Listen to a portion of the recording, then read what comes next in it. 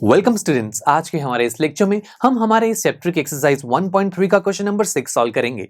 इस क्वेश्चन में हमसे कहा गया है, in a class test +3 marks are given for every correct answer and -2 marks are given for every incorrect answer and no marks for not attempting any question.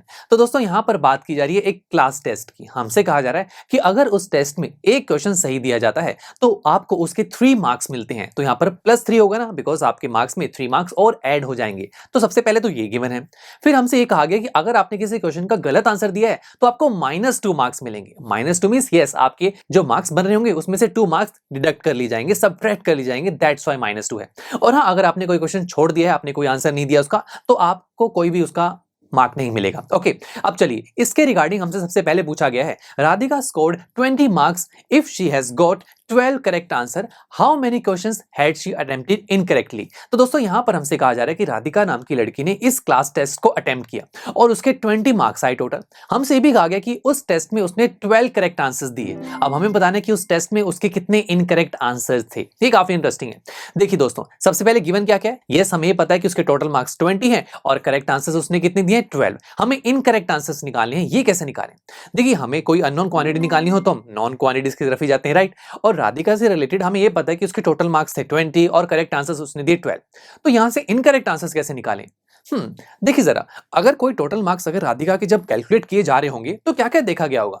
देखा गया होगा कि उसके करेक्ट आंसर्स कितने हैं, उसके मार्क्स उसे दिए गए होंगे, प्लस जो इनकरेक्ट आंसर्स होंगे वो भी मार्क्स तो भी तो काउंट किए गए होंगे ना। तो यानी कि टोटल मार्क्स के लिए हम क्या लिखेंगे, यस करेक्ट आंसर्स के लिए मार्क्स जो दिए गए प्लस इनकरेक्ट आंसर्स के लिए जो मार्क्स दिए गए, राइट। अब देखें, टोटल मार्क्स तो हमें पता है 20 है। उसके बाद बात करें करेक्ट आंसर्स के मार्क्स कितने बने, ये कैसे निकालें? देखिए, करेक्ट आंसर से रिलेटेड आपके पास दो इंफॉर्मेशन है। पहली है कि राधिका ने 12 करेक्ट आंसर्स अटेम्प्ट किए और एक करेक्ट आंसर पर 3 मार्क्स मिलते हैं, ये भी हमें पता है। तो क्या हम टोटल मार्क्स निकाल सकते हैं? यस बिल्कुल। आप इसे कुछ ऐसे समझिए ना, आप अगर किसी मार्केट में गए और आपको पता है कि वहां पर उस मार्केट में 1 बनाना का रेट 5 रुपीज है, तो 10 बनाना के रेट कितने होंगे? आप 10 को 5 से मल्टीप्लाई कर देंगे ना। सेम हियर, अगर आपको पता है कि एक करेक्ट आंसर देने पर आपको 3 मार्क्स दिए जाएंगे, तो 12 करेक्ट आंसर देने पर टोटल मार्क्स कितने होंगे? 12 मल्टीप्लाई 3, वो हम यहां लिख देंगे। अब नेक्स्ट बात करें, नेक्स्ट है मार्क्स फॉर इनकरेक्ट आंसर। अभी तो मार्क्स की बात हो रही है और मुझे क्या निकालना है, नंबर ऑफ इनकरेक्ट आंसर्स। अब क्या मैं नंबर को मार्क्स से रिलेट कर सकता हूं? देखिए, हाँ बिल्कुल। जैसे हमने करेक्ट आंसर्स के लिए मार्क्स निकाले थे, तो हमने क्या क्या देखा था? हमने सबसे पहले लिखा 12, फिर उसको मल्टीप्लाई किया 3 से, राइट। तो 12 क्या थे कि कितने करेक्ट आंसर्स अटेम्प्ट किए गए, मल्टीप्लाई 3 यानी कि एक करेक्ट आंसर पर कितने मार्क्स मिलेंगे। सेम हियर, अगर मुझे इनकरेक्ट आंसर्स के मार्क्स निकालने तो मुझे क्या देखना होगा कि कितने इनकरेक्ट आंसर्स अटेम्प्ट किए गए, यानी कि number of incorrect answers, but वो मुझे नहीं पता, यही तो निकालना है। तो इसे मेजर्स लिख देंगे।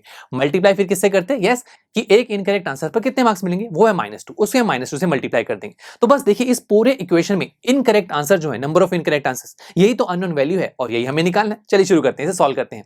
सबसे पहले इस पूरी क्वेश्चन में थोड़ा सिंप्लीफिकेशन कर लेते हैं। जैसे कि 12 मल्टीप्लाई 3 है, इसे मैं लिख सकता हूं 36। फिर उसके बाद क्या करें, हमें नंबर ऑफ इनकरेक्ट आंसर्स निकालने हैं, तो उसके साथ लगे हुए सभी नंबर्स को हम दूसरी तरफ ले जाते हैं। पहले मैं 36 को दूसरी तरफ ले गया, ये हुआ 20 - 36। फिर हम -2 को भी दूसरी तरफ ले जाएंगे, मल्टीप्लाई में है ना, तो दूसरी तरफ जाकर डिवाइड में कन्वर्ट होगा। अब इसे सिंप्लीफाई कर लेते हैं। 20 - 36 is -16 divide by -2 and we know कि डिवीजन में जब ऊपर और नीचे दोनों तरफ नेगेटिव हो तो वो कैंसिल आउट हो जाता है और आंसर पॉजिटिव में आता है। तो आपके पास नंबर्स को डिवाइड करना है। 16 डिवाइड बाय 2 आंसर इज 8, यानी कि राधिका ने उस क्लास टेस्ट में 8 क्वेश्चंस के गलत आंसर्स दिए, यही हमें बताना था। अब सेकंड पार्ट की तरफ देखें, यार यहां पर भी वही बात है, बस नंबर्स को बदल दिया गया। आपको यहां पर भी टोटल मार्क्स दिए गए, यहां पर भी बताया गया कि कितने करेक्ट आंसर्स अटेम्प्ट किए गए, बट अगेन हमें यहां निकालना है कि इनकरेक्ट आंसर्स कितने हैं। तो वही दोस्तों, फर्स्ट पार्ट जैसा ही है, आप ये खुद ट्राई करना और अपने आंसर्स को हमारे रिटन सॉल्यूशन से वेरीफाई करना। चलिए दोस्तों, मिलते हैं आपसे नेक्स्ट लेक्चर में, जहां पर हम हमारी इसी एक्सरसाइज का क्वेश्चन नंबर 7 सॉल्व करेंगे। आई एम श्योर स्टूडेंट्स, आपको ये लेक्चर काफी पसंद आया होगा और ऐसे ही मजेदार तरीके से अपने हर एक कॉन्सेप्ट क्लियर करने के लिए डाउनलोड कीजिए पीयू स्टैक ऐप को, जहां पर आपके पास और भी बहुत सारे ऑप्शंस होंगे, जैसे कि back exercise solutions, tip videos, sample papers and much more. So what are you waiting for? Download the app now.